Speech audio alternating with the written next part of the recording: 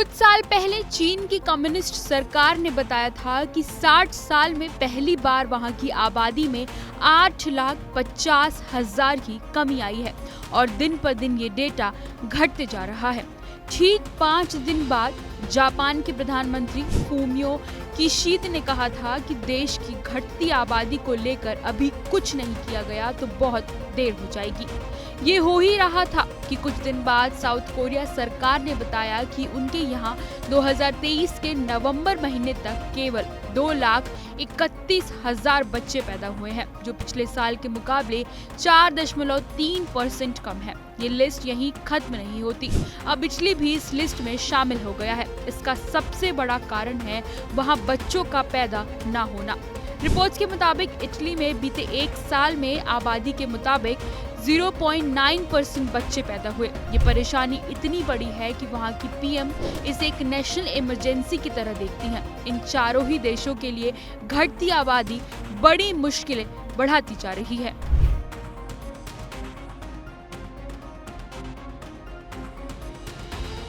South Korea में fertility rate घटकर 1% से नीचे पहुंचा। साउथ कोरिया ने अगस्त 2022 में सबसे कम फर्टिलिटी रेट का अपना ही रिकॉर्ड तोड़ दिया। यहाँ लगातार तीसरे साल दुनिया में सबसे कम बच्चे पैदा हुए। 2022 में पहली बार पैदा होने वाले बच्चों से मरने वाले लोगों की तादाद ज्यादा हुई। 2023 में फर्टिलिटी रेट घटकर 0.81% हो गई और 2024 में सबसे निचले स्तर पर यानी 0.79% पहुंच गया।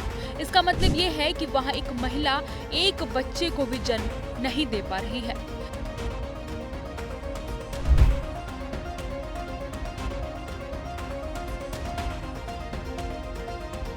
1960 के दशक में साउथ कोरिया में एक महिला औसतन 6 बच्चे पैदा करती थी। बाद में नॉर्थ कोरिया के साथ हुई जंग में फाइनेंशियल क्राइसिस से उभरने के लिए साउथ कोरिया ने बर्थ कंट्रोल के लिए कई सख्त कानून लगाए। इसके 20 साल बाद एक महिला औसतन 2.1% बच्चे पैदा करने लगी। ये ट्रेंड धीरे धीरे वहां की लाइफस्टाइल का हिस्सा बन गया। साउथ कोरिया में सरकार कई तरह की स्कीम लाकर और प्रोग्राम चलाकर 16 साल में 17 लाख करोड़ रुपए खर्च कर चुकी है, फिर भी वहां बर्थ रेट में सुधार नहीं हो पाया है।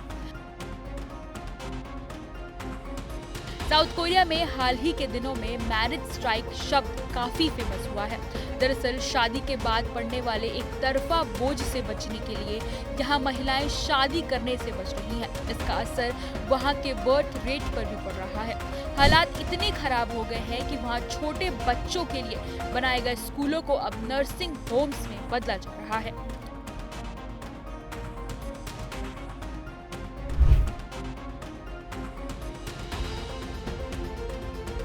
जापान के प्रधानमंत्री फूमियो किशिदा देश में आबादी घटने के मामले को लेकर काफी गंभीर बता रहे हैं। दरअसल 2022 में जापान में 8 लाख से भी कम बच्चों ने जन्म लिया, जबकि 2023 में यहाँ 14 लाख लोगों की मौत हो गई। यही वजह है कि 1 जनवरी 2023 को जापान की आबादी 12 करोड़ 47 लाख थी, जो 1 जनवरी 2022 की आबादी की तुलना में 0.43% कम है। जापान के लिए आबादी संकट आने वाले समय में कितनी बड़ी समस्या होगी, इसका अंदाजा इस बात से लगा सकते हैं कि इस वक्त जापान की आबादी में 65 साल से अधिक उम्र के लोगों की संख्या 29% है। वहीं 0 से 14 साल के बच्चों की आबादी 11.6% है। ऐसे में आने वाले साल में जापान की युवा आबादी में और गिरावट आने की संभावना है। इसकी वजह से यहाँ कामगारों की संख्या घटेगी, जबकि पेंशन और दूसरी सुविधा लेने वाले बुजुर्गों की आबादी लगातार काफी तेजी से बढ़ेगी। ये समस्या जापान के लिए अगले दशक की सबसे बड़ी मुसीबत हो सकती है।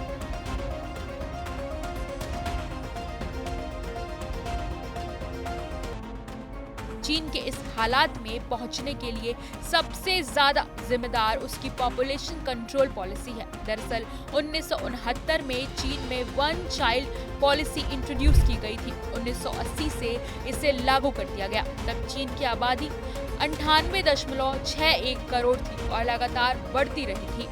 चीन को डर था कि बढ़ती आबादी देश के विकास में बाधा बन सकती है। इस वजह से ये पॉलिसी लागू की गई। इस दौरान लोगों को परिवार के नियोजन के प्रति जागरूक भी किया गया और सख्ती भी बढ़ाई गई। एक से ज्यादा बच्चे होने पर लोगों पर फाइन लगाया गया, नौकरी से निकाल दिया गया, महिलाओं को जबरदस्ती गर्भपात कराने के लिए मजबूर किया गया और पुरुषों को जबरदस्ती नसबंदी करानी पड़ी। 2016 तक चीन में वन चाइल्ड पॉलिसी लागू रही। माना जाता है कि इस दौरान चीन ने 40 करोड़ बच्चों का जन्म रोका। इसका नुकसान ये हुआ कि देश में बुजुर्ग लोगों की आबादी बढ़ती रही और यंगस्टर्स की आबादी कम हो गई। इस वजह से 2016 में थोड़ी छूट देते हुए 2 चाइल्ड पॉलिसी लागू की गई।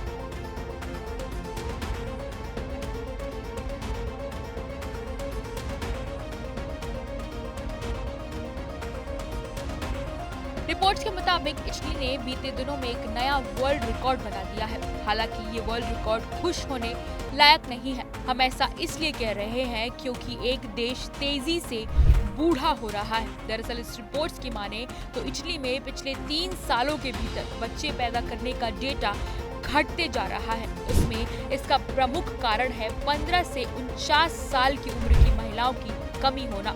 यानी इटली में फर्टिलिटी एलिजिबल मानी जाने वाली महिलाओं की कमी हो गई है, जिसकी वजह से ये समस्या खड़ी हुई है। ऐसी महिलाओं की संख्या 2021 के मुकाबले 2023 में कम हुई। इटली का ये मामला कितना गंभीर है, आप इसे ऐसे समझ सकते हैं कि वहाँ की पीएम जॉर्जिया मेलोनी इसे नेशनल इमरजेंसी की तरह देखती हैं। Bureau report, life times.